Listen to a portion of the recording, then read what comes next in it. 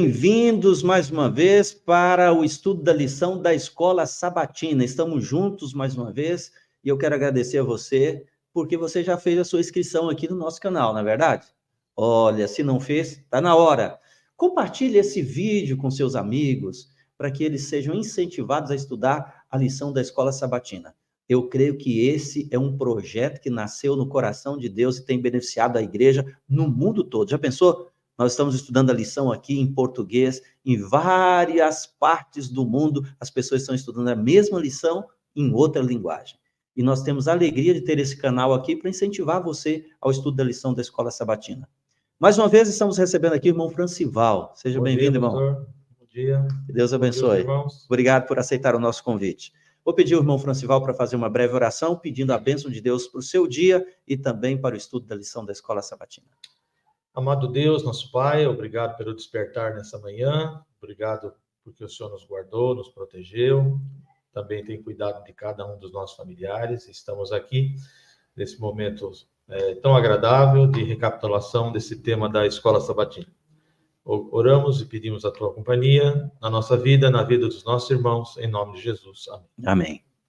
Muito obrigado, irmão Francival. Amigos, 14 de agosto, dentro da lição número 7 do trimestre, que estamos estudando o Evangelho de Marcos, o assunto hoje é quem é o maior.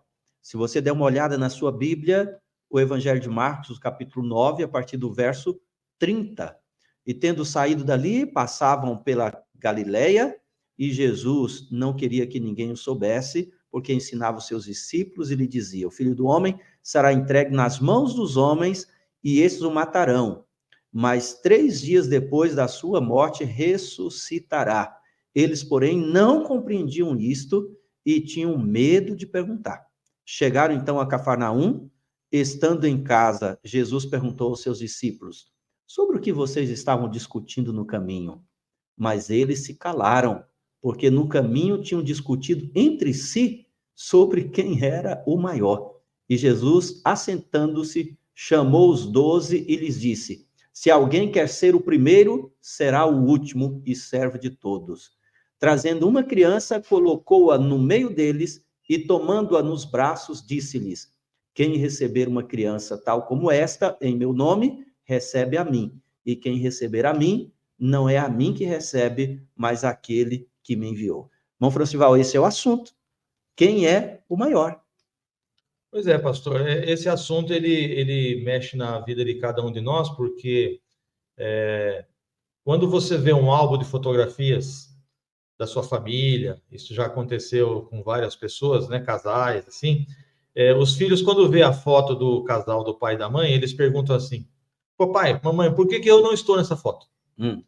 Existe essa cultura de que o ser humano, ele se interessa por si mesmo, em segundo lugar por si mesmo e sempre por si mesmo. E terceiro em si mesmo. Nós somos egoístas por natureza e o grande trabalho do Evangelho, da vida de Jesus, é nos mostrar qual é o caminho da verdadeira felicidade. Em cima disso, como é possível a pessoa alcançar a felicidade ficando por último? Sendo o último... Como é isso, pastor? Como entender essa realidade? Então, você vê aqui que os discípulos, eles estavam igual a essa criança aí que você mencionou. Olha, qual de nós aqui que vai sentar à direita, à esquerda? Quem é o maior entre nós, hein? Lembrando que esse relato aqui de Marcos está depois da transfiguração. Lá no Monte da Transfiguração, Jesus chama quem? Pedro, Tiago e João. Um grupo seleto.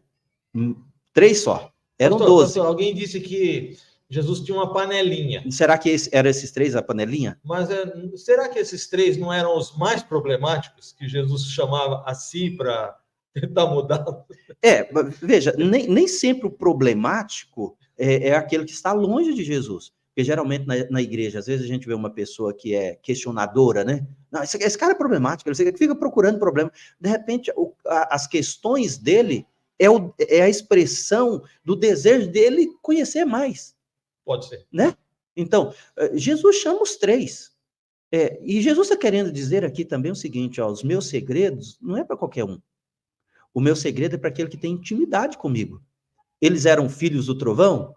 Eles eram explosivos? É mesmo, né? Eles eram, mas eles estavam próximos de Jesus, estavam ali juntos. Eles queriam acertar. Eles queriam acertar, tá No certo? fundo, eles queriam acertar. Mas, independente disso, eles ficam ali. Será que são esses três aí os principais de Jesus? É Tiago? É João? Quem de nós aqui que vai se assentar à direita e à esquerda? A gente vê nos evangelhos que depois eles pedem até para a própria mãe, né? Usaram a mãe, né? Dá uma ajudinha. Ali a mãe. Vai lá, mãe. Fala com Jesus, quando ele estabeleceu o reino dele, que eu esteja à direita e o meu irmão à esquerda dele no trono. Eu entendo assim, pastor, que ali naquele momento, a mãe, ela também tinha esse desejo. Claro, né? claro, mas, senão ela não teria ido, né? Os filhos, Tiago e João, que eram os Boanerges, filho de Trovão, as pessoas explosivas, parece que eles falaram assim, mãe, não saia de lá sem ele te garantir, olho no olho, de que nós vamos ser os principais. Agora, Jesus fala assim, não, isso aí é coisa dos homens. No meu reino é diferente. Quem quer ser primeiro, seja o último. Quem quer ser servido, que sirva. Jesus está ensinando para você perguntou a questão da felicidade. Gente, que alegria quando você se sente útil servindo alguém. Ok, tudo bem, você ser servido pode alimentar o seu ego, o seu eu, mas quando você faz o bem para alguém, quando você serve alguém, essa pessoa é beneficiada, mas isso volta para você com uma coisa indescritível. Então, no reino de Deus, a ordem, a lei é serviço, não ser servido. É você servir e não ser servido. Aí está a verdadeira felicidade, irmão Francisco. Ô pastor, outra curiosidade que me surgiu agora na mente aqui. Nós vemos a descrição de Deus o Pai sentado num trono e, né? Nós sabemos que a divindade, né, o Pai, Filho e Espírito, eles passam o tempo todo fora do trono, trabalhando para ajudar um e outro. E como é que a gente consegue mentalizar isso? Que Deus o Pai, Jesus é a representação do Pai que veio para servir, esvaziamento do eu.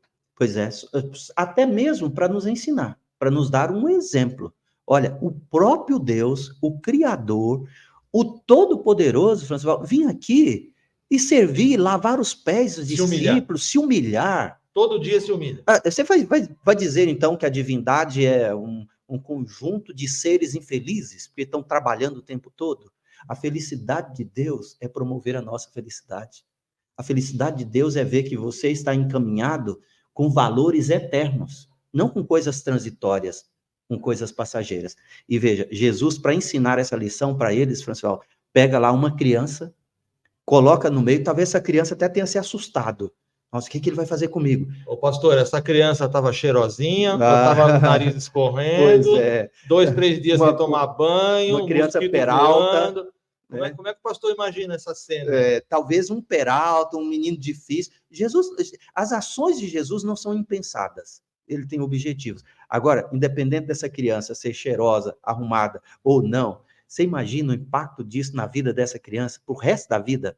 Eu assentei, ele me colocou na sua perna, no seu colo. Penteou meu cabelo. Ele passou a mão no meu cabelo, ele cuidou de mim, e ele me comparou. Olha, se você quer entrar no reino de Deus, você tem que receber o reino de Deus como uma criança, humilde, dependente, inocente e disposta a ser ensinada.